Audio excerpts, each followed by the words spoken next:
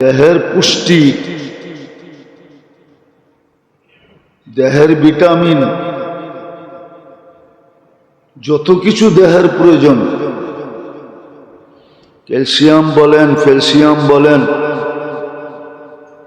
এটা তো খাদ্যের ভিতরে রাখা। তদ্রূপ আত্মারটা রাখা হলো ইবাদত বন্দিগির ভিতরে। আজকে তো দেহটা নিয়ে চিন্তা হয়, বড় সোচ্চার, সজাগ, চৌকান্না, সবসময় কান খাড়া থাকে, কিন্তু আত্মা নিয়ে তো থাকে না। কিন্তু এটাও একটা কথা, আরেকটাও যোগ করা যায়, শুধু আত্মার জন্য না, আত্মার জন্য না, বরং আমাদের দেহের জন্য। এই জন্য প্রথম পূর্বাদ বাক্যটাও ডাক্তার লেখছে যে পরহেজ করো দাওয়া সে, এলাজ अगर हो सके গিজা সে। দ্বিতীয়টা আল্লাহওয়ালা লেখছে, আসল ব্যক্তিত্ব লেখছে যে এলাজ अगर हो सके দোয়া সে, পরহেজ করো দাওয়া সে। এটা হলো বাস্তব। ইবাদত বন্দিগির ভিতরে আমাদের শরীরের চাহিদা পুরো হবে। হ্যাঁ, আসে উঠায় দেখেন কিতাব, যে শেষ রাত্রে উঠে তাহাজ্জুদ পড়ে, লম্বা লম্বা রুকু করে, লম্বা লম্বা সেজদা করে, কিতাবে উঠায় দেখেন কয়টা রোগের থেকে সে মুক্ত থাকে।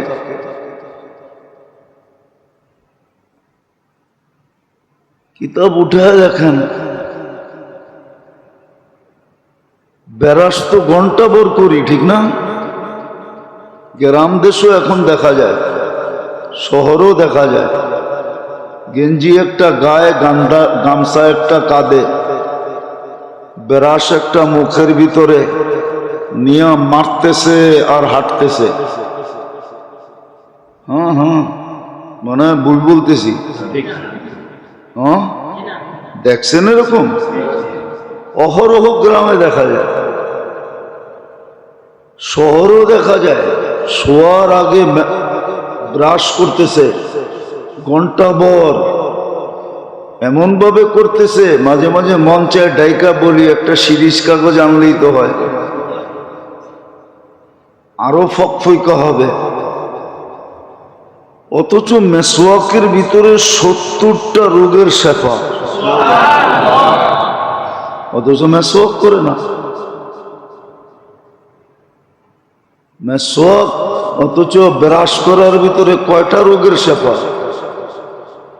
কোন ডাক্তার বলতে পারবে একটা রোগের শেফা? চ্যালেঞ্জ, ওর কিতাবে লেখা আছে কিনা? নাই তো, ডাক্তার ডুক্তার একটাও চোখে দেখতেছি না। শুধু মুখটা পরিষ্কার হবে, এটাই তো। কিন্তু মেসওয়াকে তো 70 রোগের শেফা। যেমন ইবাদত তেমন শেফা, আরোগ্যতা আছে। এই জন্যই লিখছিলেন এটাও কিন্তু দোয়াই, মেসওয়াকও দোয়া। এই জন্যই আল্লাহওয়ালা লিখছিলেন এলাজ হো সকে দোয়া সে, পরহেজ করো দাওয়া সে।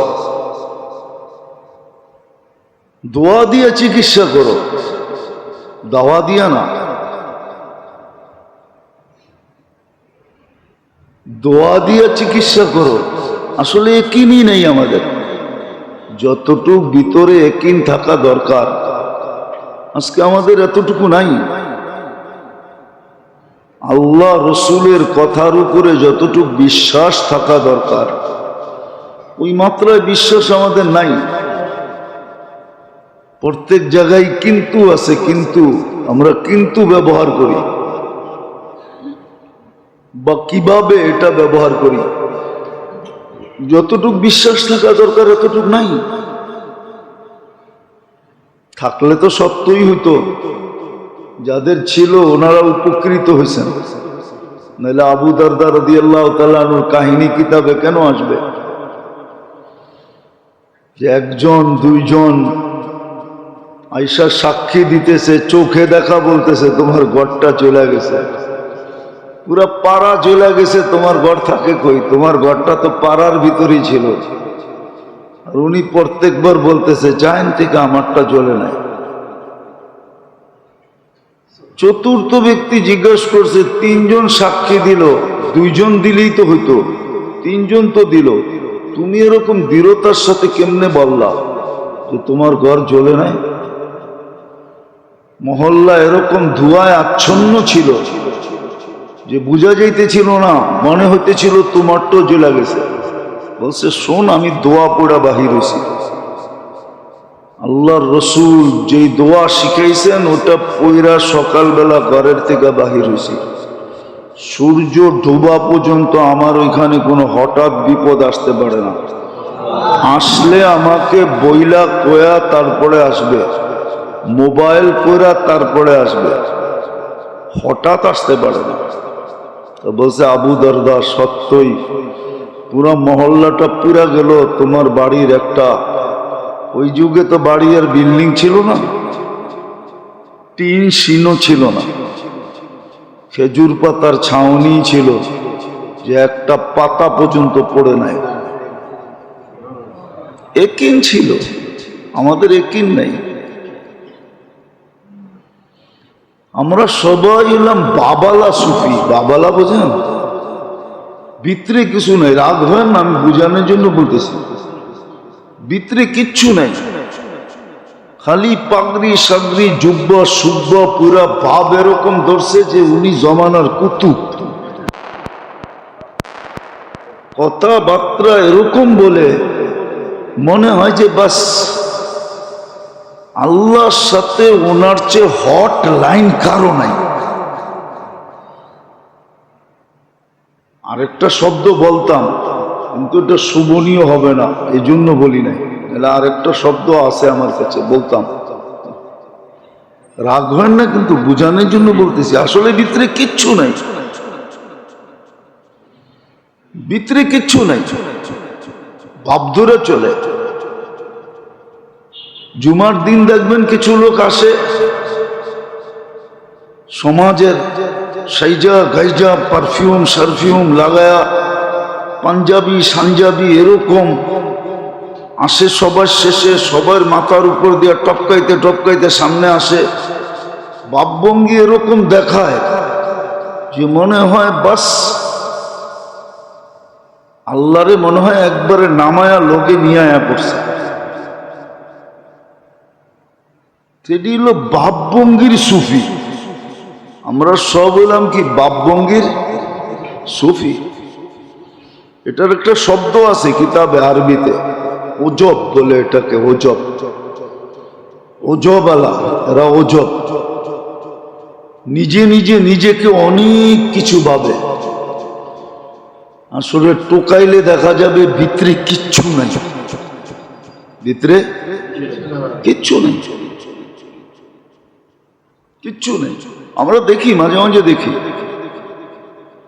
মাঝে মাঝে দেখি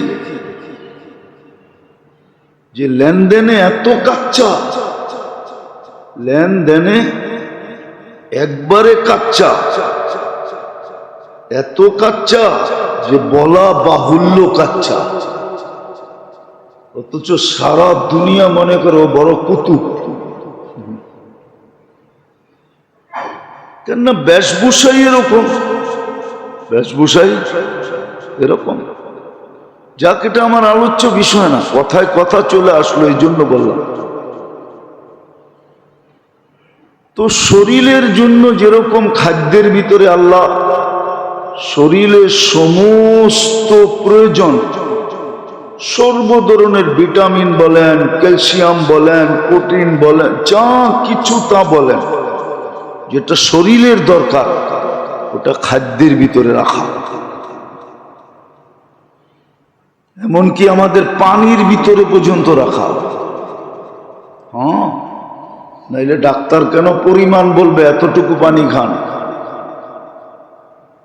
চিকিৎসা আছে দুনিয়াতে, আমরা করি না, চাইনিজরা করে চিকিৎসা। ওদের 70% চিকিৎসা হয় পানি দিয়া, পানির তরতিব দিয়া, এমন তরতিবে পানি পান করে। আল্লাহ দিছিলেন আমাদের দেশে পাটের শাক, তো শুধু আমরা কি করে খান, ডাল দিয়েই খান, নাইলে এমনি ভাজি করে খান, ঠিক না? এটুকুই তো শিখছি, আর তো শিখি নাই। যা দেখেন চায়নারা পাটের শাক কি দিয়া খায়, আমরা তো শুধু সাজনা খাই, ঠিক না? তাও অনেকে খায় না। কি কেউ সাজনার নাম শুনলো নাক ছিটকায়। আঠাযুক্ত না, ওই যে একজন নাক ছিটকাইতেছে, সাজনা পছন্দ করে না, সাজনা পছন্দ করে না। অথচ যা দেখেন ব্রাজিলে সাজনার শিকড় পর্যন্ত, পুরা গাছ তো গাছ, পাতা তো পাতা, শিকড় পর্যন্ত এক্সপোর্ট হয়। যান সান ফ্রান্সিসকোতে আমি নিয়ে যাবো আপনাদেরকে, আমেরিকার কত বড় ফ্যাক্টরি, শুধু সাজনা দিয়ে ওষুধ বানায়। ওইখানে চিফ কেমিস্ট্রি আমাদের বাংলাদেশি, চিফ কেমিস্ট্রি যে সে আমাদের বাঙালি। আমরা তো পাতাও খেতে চাই না, খাদ্যের ভিতরে রাখছে।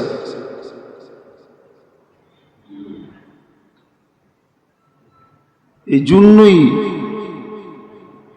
যে ডাক্তারি বিদ্যা সম্বন্ধে বড় অভিজ্ঞ ছিল, সেই লেখছেন এটা।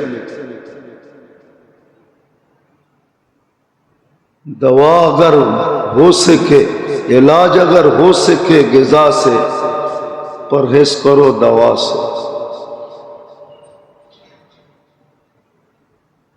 খাদ্য দ্বারা যদি চিকিৎসা সম্ভব হয়, খাদ্য দ্বারা যদি চিকিৎসা সম্ভব হয়, তাইলে এই আধুনিক মেডিসিন থেকে দূরে থাকো। তো যেরকম আমাদের খাদ্যের ভিতরে দেহের জন্য সর্ব ধরনের ভিটামিন এবং প্রোটিন রাখা, শরীরের যা প্রয়োজন তা আমাদের খাদ্যের ভিতরে রাখা আছে। ঠিক আমাদের শরীরটার ভিতরে যে একটা রূহ আছে, এটার জন্য যত কিছু প্রয়োজন, এটা আল্লাহ ইবাদত বন্দিগির ভিতরে রাখা আছে। কিন্তু শরীরেরটা তো বুঝি সহজে। আমার কথায় একমত হবে সারা দুনিয়ার ডাক্তার, শিক্ষিতরা একমত হবে যে না, সত্য, খাদ্যের ভিতরে শরীরের জন্য সবকিছু রাখা আছে। শরীরের যত ধরনের ভিটামিন প্রয়োজন, এ থেকে নিয়ে জেড পর্যন্ত সব খাদ্যের ভিতরে রাখা আছে। কোন খাদ্য এরকম আছে যে একটার ভিতরেই সবকিছু রাখা আছে, কোন খাদ্য এরকম আছে যে 2, 4, 5টা 10টা একটার ভিতরে ঢুকায় দিছে। আমরা জানি না, আমরা জানি না, এই জন্য ব্যবহারও করতে পারি না, আবার ব্যবহার পদ্ধতিও জানি না যে কিভাবে ব্যবহার করতে হয়। খাদ্য পদ্ধতিও আমরা জানি না যে খাদ্যের পদ্ধতি কি হবে, এটাও আমরা জানি না। খুব কম মানুষ জানে, যারা জানে তারাও প্রচার প্রসার করে না।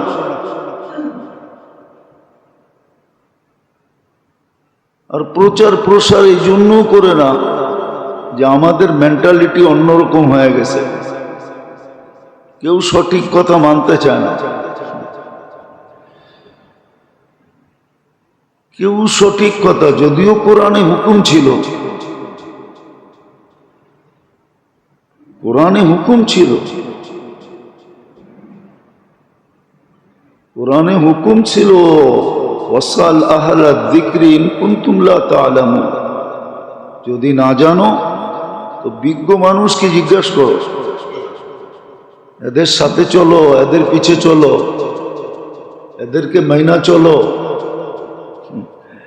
কিন্তু এমন এক সময় চলে আসছে সবাই ওই বরিশালের প্রবাদ বাক্য, মুই কি কম বুঝি, মুই কি শিক্ষিত কম, আমরাও তো কিছু জানি, জ্ঞান দিতে হবে না। এই জন্য এখন যারা জানে ওরাও যা বলে না, ওরাও আরো প্রবাদ বাক্যের উপরে আমল করে যে উলু বনে মুক্তা ছড়ায় লাভ নাই। উলু বনে, উলু চিনেন? এটাও তো মনে হয় চিনেন না। উলু বনে মুক্তা ছড়ায়, উলু চিনেন? এটাও তো চিনেন না। কি দিয়ে বুঝাবো আপনাদেরকে? তাহলে তো কথা বোঝেনি না আপনারা। উই পোকা আছে না, উই পোকা, ওটা উলু বলে।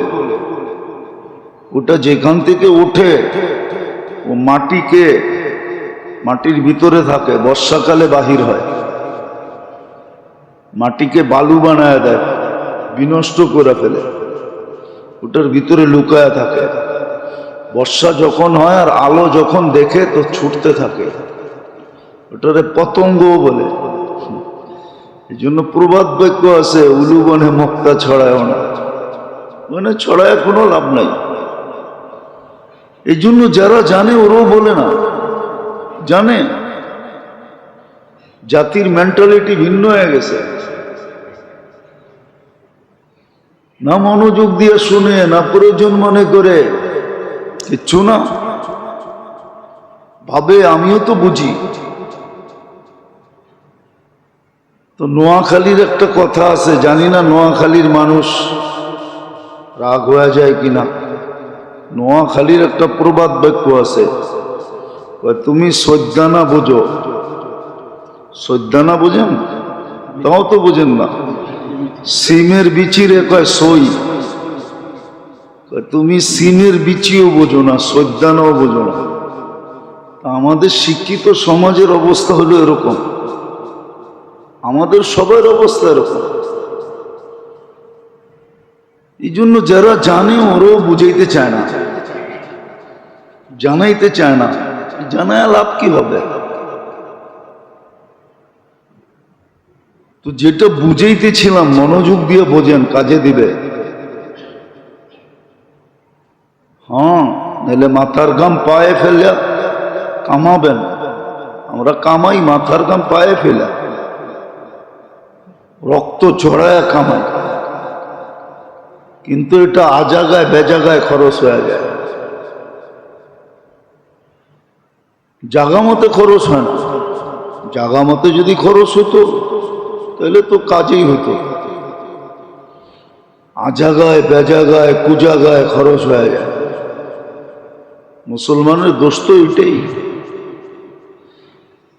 মুসলমানকে আল্লাহ যে বরকতের কামাই দিছেন, যে বরকত দিছেন, আর মুসলমানকে যে কামাই দিছেন আল্লাহ, দুনিয়ার কাউকে এরকম কামাই দেন না।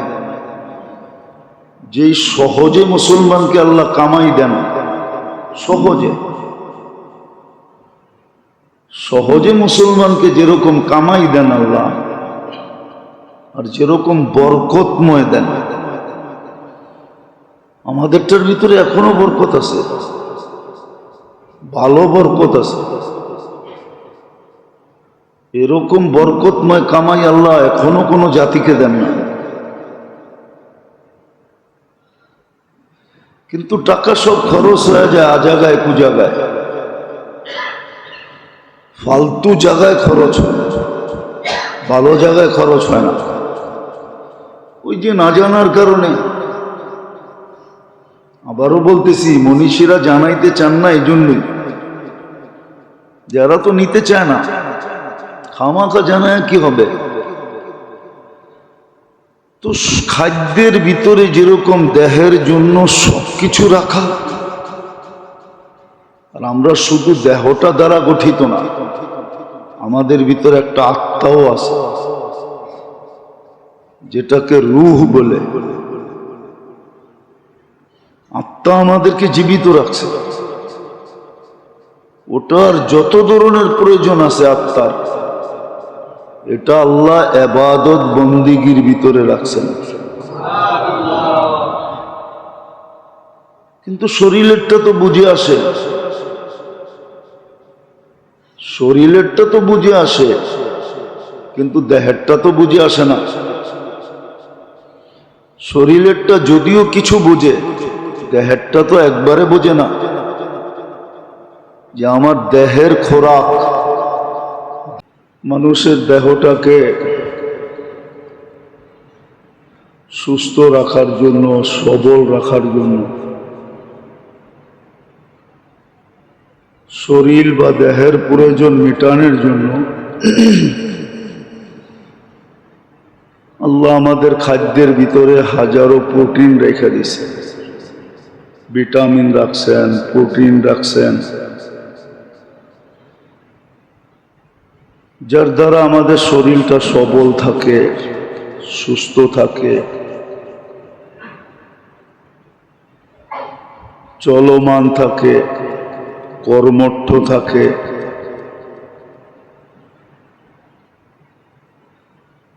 আর অক্লান্ত পরিশ্রমের যোগ্যতাও থাকে, যার কারণে মানুষ কখনো শারীরিক পরিশ্রম করায় সক্ষম হয়,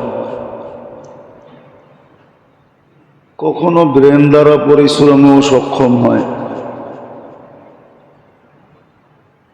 8 ঘন্টা পরিশ্রম করে, কখনো 12 ঘন্টা করে, এমনও দেখা যায় মানুষ 16 ঘন্টা পরিশ্রম করে। এটা আল্লাহ জাল্লে জালালুহু আম্মা নওয়ালুহুর ইহসান যে খাদ্যের ভিতরে ভিটামিন রাখছেন, প্রোটিন রাখছেন, বিভিন্ন ধরনের উপাদান রাখছেন। আমরা খাইতে থাকি, সজীব হইতে থাকি, সুস্থ থাকি, সবল থাকি, কর্মঠ থাকি।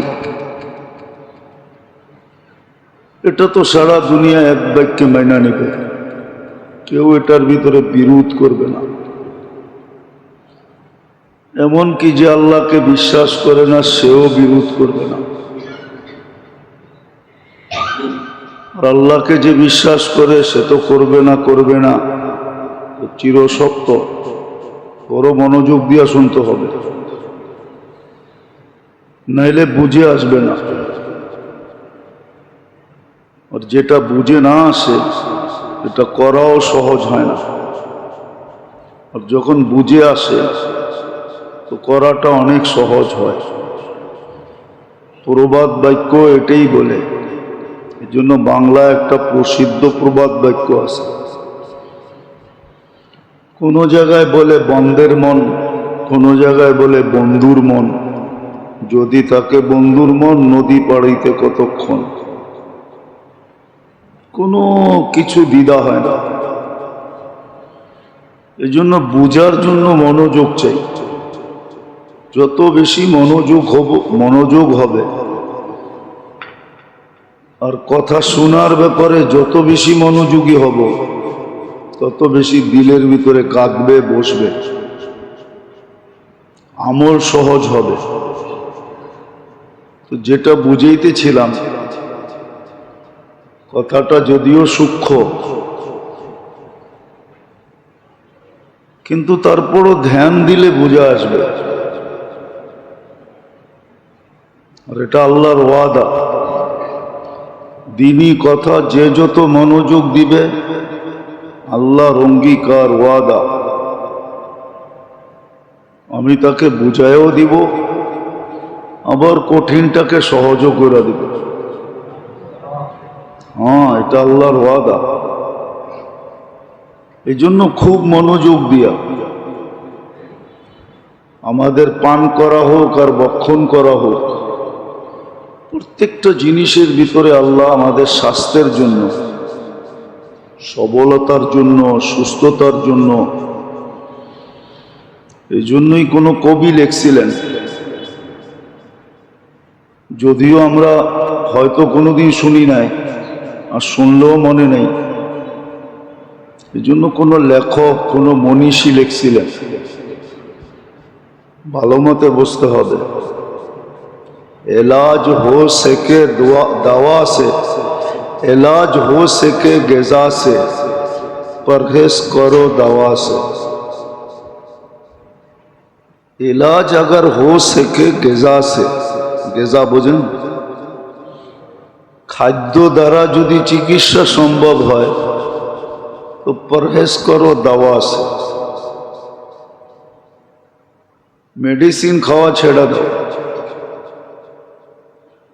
কেননা আমাদের খাদ্যের ভিতরে আল্লাহ দেহের জন্য সবকিছু রেখে দিয়েছেন। আরেকটা প্রবাদ বাক্য আছে, প্রবাদ বাক্য না, মনীষীর কথা, ওটা আরো উচ্চাঙ্গের। এলাজ হো সকে দোয়া সে, পরহেজ করো দাওয়া সে। চিকিৎসা যদি দোয়া দিয়া হয় তাহলে ওষুধের কোনো ওষুধ ছেড়া দাও। দুটোটাই সোনার অক্ষরে লেখার মতো, সোনার পানি দিয়ে লেখার মতো কথা। যদিও আমাদের মাথার উপর দিয়ে উড়া যাবে, আমাদের কাছে কোনো মূল্য হবে না, কিন্তু যার কাছে মূল্য আছে, খুব আছে, যে এলাজ হো সকে ग़िज़ा से, এটাও কোনো ডাক্তারেরই লেখা, কোনো হাকিম, দেহ সম্বন্ধে যারা খুব জানে, গভীর জ্ঞানের অধিকারী, সে যেটা জানে ওইটাই সে লিখছে। এলাজ হো সকে ग़िज़ा से, পরহেজ করো দাওয়া সে। যদি খাদ্য দ্বারা চিকিৎসা সম্ভব হয়, আর সম্ভব, দুনিয়া দেখতেছে, এই জন্য আগেও বলছি, এখনো বলতেছি বুঝানোর জন্য। মদিনা মুনাওয়ারায় আল্লাহর রসুল সাল্লাল্লাহু আলাইহি ওয়াসাল্লামের জামানার পরে পারস্যের সবচেয়ে বড় ডাক্তার বা হাকিম ক্লিনিক খুলছিলেন, কিন্তু কোনো রোগী পাইতেছিলেন না। অনেক বড় আশা নিয়ে আসছিলেন, কেননা ইসলামের ক্যাপিটাল, রাজধানী মদিনা মুনাওয়ারা, সারা দুনিয়ার থেকে সারাদিন লোকজন আসতে থাকে। ভাবছে ব্যবসা জমজমাট হবে। এখন তো আর পারস্য কেউ আসে না, খুব কমই আসে, কিন্তু রুগী যখন পাইতেছিল না, তো মানুষকে জিজ্ঞাসা করতেছিল, ভাই রুগী নাই কেন, রোগ নাই কেন? বলবে এটা তো জানি না। বলছে তোমাদের খাদ্যের পদ্ধতি কি? বলে যা আমাদের রাসূল সাল্লাল্লাহু আলাইহি ওয়াসাল্লাম বলছেন আমরা ওইভাবেই খাই। বলছে খাইতে কিভাবে? বলছে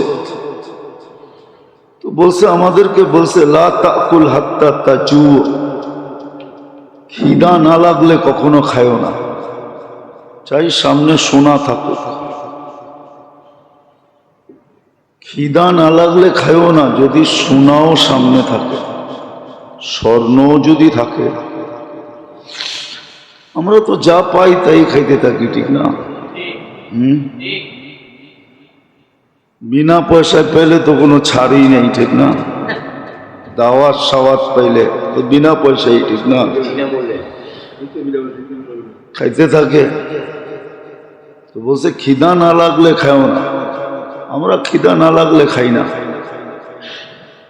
বলছে দ্বিতীয় আমাদেরকে বলছে ইদা আকালতা ফালা তাশবা, যখন খাবে তো পেট ভরা খাবে না। আর আমরা তো মাশাআল্লাহ চিন্তা করি আরেকটা স্টোমাক দিলে ভালো হতো। দাওয়াতে সাওয়াতে গেলে মুখ রুচিকর খানা হইলে খুব খাইতে থাকি দাবায়া, ঠিক না? তো বলছে যখন খাবে তো পেট ভরা খাবে না। আল্লাহর রসুলের কথা। হ্যাঁ, ডাক্তারদেরকে পাগল বানায় দিছে এই দুই শব্দ। বলছে তৃতীয় আরেকটা বলছে পেটকে 4 ভাগ করবে, খাওয়া 3 ভাগ করবে, খাওয়ার আগেই 1 ভাগকে পানি দিয়ে ভরা দিবে, 1 ভাগ খাদ্য 1 ভাগ খালি। তো ক্লিনিক গুটাইতেছে আর বলতেছে যে মা তারা কালি ফিত্তিব বিষয়া, ডাক্তারি করার জন্য আমার জন্য ডাক্তারি করার ব্যাপারে কোনো কিছু রেখা যান নাই। আমি যে ডাক্তারি করব কিছু রেখা যান নাই। তালিম তো ছিল আমাদের আল্লাহ আল্লাহ রসুলের পক্ষ থেকে, শিক্ষা তো ছিল, কিন্তু মানে কে? কেউই তো মানে না। বিনা পয়সায় পেলে বলে আলকাতরাও নেয়। আমাদের যেটা বলতেছিলাম যে আমাদের দেহের জন্য, খাদ্যের ভিতরে দেহের সুস্থতার জন্য, সবলতার জন্য, কর্মঠ থাকার জন্য, চলমান থাকার জন্য, সুস্থ থাকার জন্য, সুঠাম থাকার জন্য, শক্তিমান থাকার জন্য